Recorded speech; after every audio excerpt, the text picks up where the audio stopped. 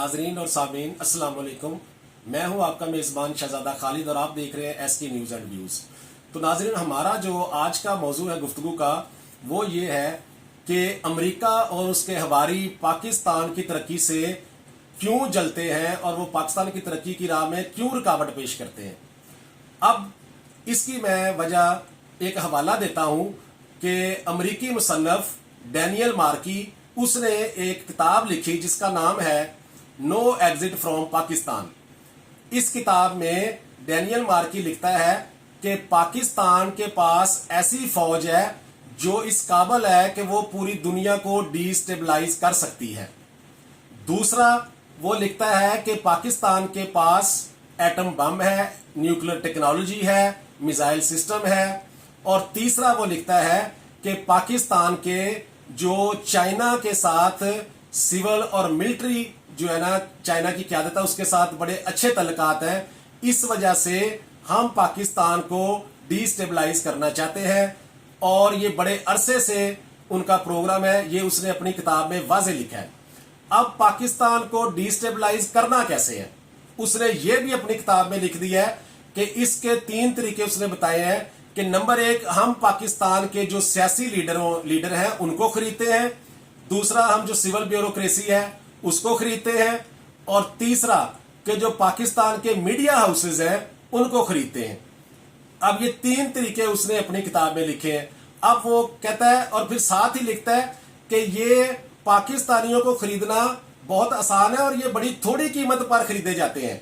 और उसने उसमें वाज़े तौर पे लिखा है कि सिर्फ आप जो पाकिस्तान के लीडर हैं उनको अमेरिकन नेशनैलिटी दे दें, उनके बच्चों को स्कॉलरशिप दे दें, उनको अमेरिका का वीजा, जो गद्दार हम में बैठे हुए हैं वो आला सीटों पे, वो सिर्फ अमेरिकी वीजा की खातर अपनी कौम को बेच देते हैं। ये जो डैनियल मार्की आगे लिखता है कि पाकिस्तान में ये सलाहियत है कि वो इस्लामी दुनिया की क़यादत कर सकता है।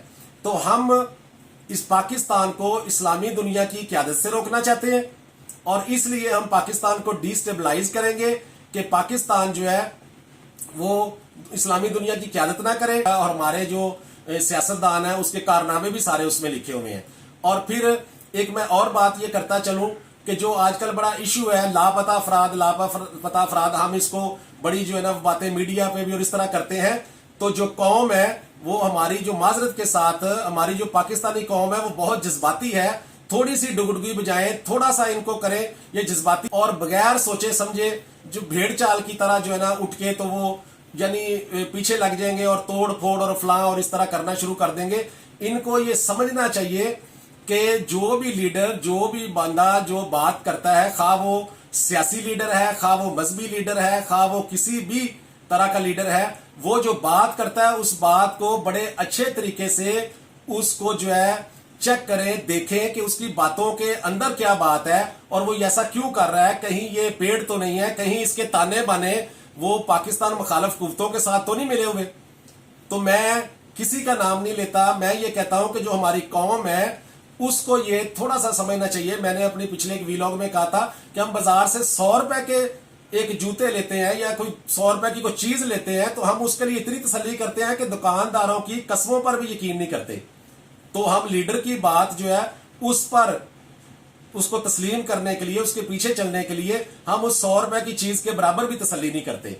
तो खा हमारा जो है जो सियासी लीडर है हमें ये देखना चाहिए कि उनकी बातें हमारे इस्लाम के खिलाफ तो नहीं टकराव उनका हो रहा या हमारे मुल्क और मिलत के साथ, कौम के साथ, कौम के मफाद के साथ तो नहीं टकराव कर रही, लेकिन हम इन चीजों को नहीं देखते। अच्छा, मैं लापता अफराद की बात कर रहा था कि लापता अफराद असल में वो है, मसलन आफिया सिद्दीकी है, वो हमारे मुल्क की लापता अफराद है। यूसुफ रमजी था, खालिद मशाल था, एमल कांसी था। इन लोगों को हम बताएं ना कि ये लोग कहाँ हैं और इन लोगों के साथ हमने क्या सलूक किया है। अब अगर ये मैं इस लापता इस छोटी सी एक बात कहना चाहता हूं कि अगर एक गुंडा जो है, एक बदमाश ये है, एक मोहल्ले में वो हर एक मंथली लेता है, लड़ाइयां करता है, किसी की इज्जत जान माल महफूज नहीं है, तो क्या उस बंदे को लापता होना चाहिए कि नहीं होना चाहिए? तो बिल्कुल उस बंदे को लापता हो जाना चाहिए। और जो एक बंदा मुल्क की खातर, कौम की खातर अपनी जान हथेली पे रखता है, मुहिब वतन है, उसको लापता नहीं होना चाहिए। तो हमें ये लापता लापता की रट नहीं लगानी चाहिए। हमें ये देखना चाहिए कि जो बंदा लापता है वो मासूम था या गुनाहगार था या टेररिस्ट था या मुहिब वतन था या मुल्क दुश्मन था।